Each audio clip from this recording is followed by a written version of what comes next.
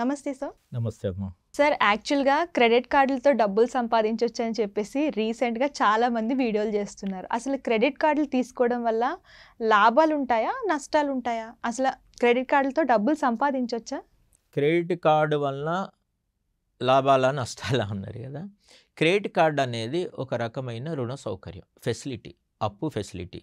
Card ఇచ్చి limit ఇచ్చింది కదా, ఇంతవరకు మీరు అప్పుగా వాడుకోవచ్చు అని. అయితే మామూలుగా అయితే నేను లాభం అనే చెప్తా. మనకు ఆర్థిక క్రమశిక్షణ లేకపోతే వాడుకునే వాళ్ళకు నష్టాలు. అదే కాదు, ఏదైనా మనకు ఒక డిసిప్లిన్ ఉండాలి. అప్పు ఉంది కదా అని ఇష్టం ఉన్నట్టు లెఫ్ట్ అండ్ రైట్ అంటాం కదా, ఇష్టం ఉన్నట్టు వాడేసుకుంటే మళ్ళీ తిరిగి చెల్లించడం కష్టమవుతుంది. ఏదో క్రెడిట్ కార్డు ఉన్నదని మనకు సరిపోయేంత ఆదాయం లేకుండా ఉపయోగపడని వస్తువులు కొనుక్కున్నాం అనుకో, ఇబ్బందే కదా ఆర్థికంగా. అది అయితే లాభము, వాస్తవానికి లాభం ఉంది వస్తువునికి. ఇప్పుడు క్రెడిట్ కార్డు ఏంటి అంటే మనం ఇండివిజువల్గా బ్యాంక్తో ఫిక్స్ చేసుకోవచ్చు. ఫలానా డేట్ అని డిసైడ్ చేసుకుంటే ఆ డేట్ వరకు జరిగిన ట్రాన్సాక్షన్స్ అన్ని 15th అని అన్నారు అనుకోండి, ఆ 15th నాడు బిల్ చేస్తాడు క్రెడిట్ కార్డు. బిల్ అంటే మీ అన్ని ఎన్నైనా క్రెడిట్ కార్డు ఎన్ని వాడుకున్నారు ఉదాహరణకి ఈ పీరియడ్లో అనేది, ఆ రోజు ఉదాహరణకు 50,000 క్రెడిట్ వాడుకున్నారు అని అది మనకు పంపిస్తాడు. దాదాపు కొద్దిగా అంటే ఒక్కొక్క బ్యాంక్ ఒక తీరున్నా కానీ దాదాపుగా ఆ రోజు నుంచి బిల్లింగ్ డేట్ అంటాం, ఆ బిల్లింగ్ డేట్ నుంచి 20 days మీకు ఇంట్రెస్ట్ పడకుండా వాడుకోవచ్చు. అంటే 20 రోజులు వడ్డీ లేని రుణం వచ్చినట్టే కదా. మీ దగ్గర ఈవెన్ డబ్బులు ఉన్నా కానీ మీరు క్రెడిట్ కార్డు వాడుకొని ఆ బిల్లింగ్ డేట్ నుండి 20 days లోపల పే చేస్తే మీకు ₹1 కూడా వడ్డీ పడదు. ఆ రకంగా లాభం.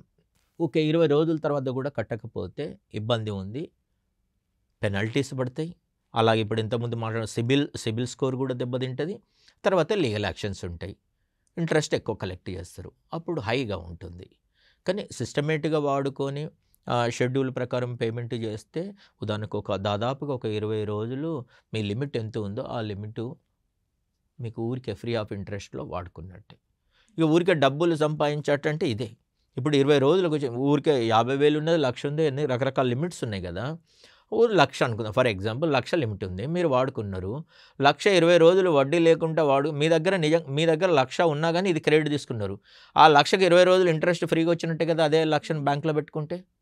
అలాగని వేరే క్రెడిట్ కార్డు మన డబ్బులు ఎందుకు, కాకపోతే కొన్ని చోట్ల పాయింట్స్ అనేవి ఉన్నారు కదా, ఆ పాయింట్స్ వస్తే దాని మీద మనకి తెలుస్తుంది. ఇది క్రెడిట్ కార్డు వాడడం ద్వారా కొన్ని దగ్గర తక్కువ రేట్ ఉంటుంది, కొన్ని చోట్ల ఎక్కువ ఛార్జ్ ఉంటుంది. అలాంటి దగ్గర ఫెసిలిటీస్ వాడుకోవచ్చు. ఇది మన క్రెడిట్ పాయింట్స్ వచ్చినాయి అంటాం, కార్డు వాడితే క్రెడిట్ పాయింట్ పెట్రోల్ బంకులలో అక్కడిక్కడ ఉంటుంది.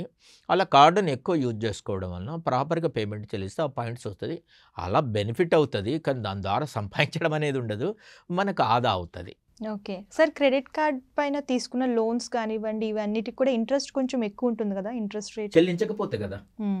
ఇప్పుడు 15th బిల్ చెల్లించకపోతే వడ్డీ ఎక్కువ ఉంటుంది, మామూలుగా ఉండదు, చాలా ఉంటుంది. నార్మల్ బ్యాంక్ లోన్స్ కంటే చాలా ఎక్కువ ఉంటుంది. ఈవెన్ 36%, 24% ఇట్లా ఉంటుంది. ఈ బ్యాంకులు అంతా ఎంతనమ్మా, మామూలుగా 8, 9, 10, 12, 15, 18 అంటే ఎక్కువైపోయాయి. బ్యాంకుల వాస్తవానికి బ్యాంకులు అతి తక్కువ వడ్డీ రేటు. అయితే బ్యాంకుది మాట్లాడారు, అన్ని లింక్లో బ్యాంకు గురించి ఫేవరబుల్గా చెప్పాలంటే, సపోజ్ ఇప్పుడు మీరు ఉన్నారు, మీకు అవసరము 5 లక్షలు అవసరం ఉన్నాయమ్మా, మీ బ్రదరు ఈవెన్ మీ ఫాదర్ కావచ్చు, ఇంకెవరైనా కావచ్చు, అడిగితే మీ బంధువులు ఎవరైనా కావచ్చు దగ్గర అడిగితే 5 లక్షలు ఇస్తారు.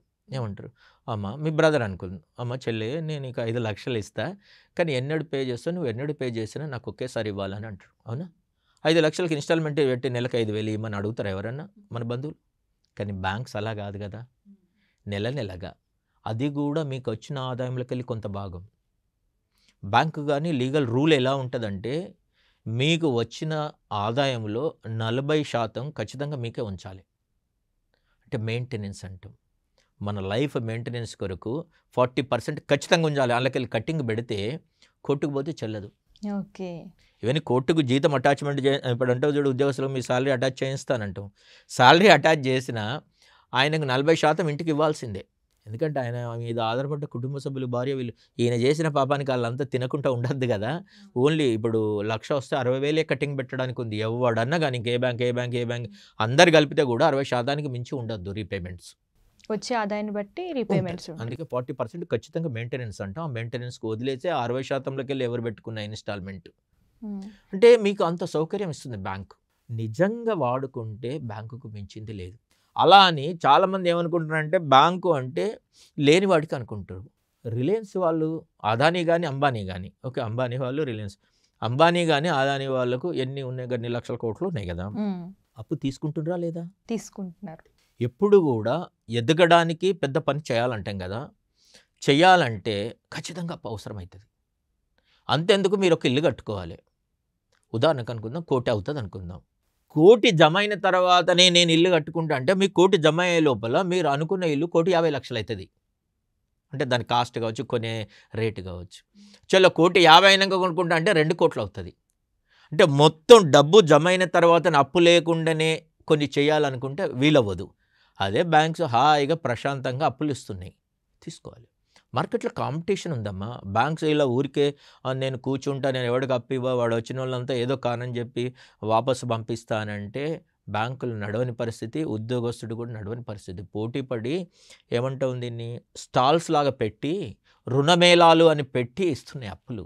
అప్పులు ఇవ్వరు అనేది కరెక్ట్ కాదు, కాకపోతే అక్కడక్కడ ఎవరైనా ఉంటే అది వ్యక్తిగతం, అది ఆ మనిషి లక్షణం, బ్యాంక్ లక్షణం కాదు. బ్యాంకులు అప్పులు ఇస్తారు, లేకపోతే ఏందమ్మా. ఒకప్పుడు మనం పల్లెలలో ఎవరికైనా బ్యాంకు ఖాతా ఉండేదా? ఇప్పుడు బ్యాంకు ఖాతా లేని వ్యక్తి ఉన్నాడా? ఓకే, దాంట్లో మళ్ళీ ఆలోచించినప్పుడు రకరకాల బ్యాంకులు, దాంట్లో గ్రామీణ బ్యాంకుల పాత్ర ఇవన్నీ వస్తుంది.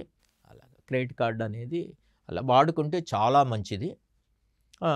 మనం డిసిప్లిన్ లేకపోతే విపరీతమైన వడ్డీ కట్టాలి కాబట్టి ఆర్థిక భారం పడుతుంది, అది భారమై కూర్చుంటుంది, నష్టపోతాడు. సార్, మీ విలువైన సమయాన్ని వెచ్చించి మా వ్యూవర్స్కి మంచి ఇన్ఫర్మేషన్ ఇచ్చినందుకు చాలా థ్యాంక్స్ సార్. థ్యాంక్ యూ అమ్మా.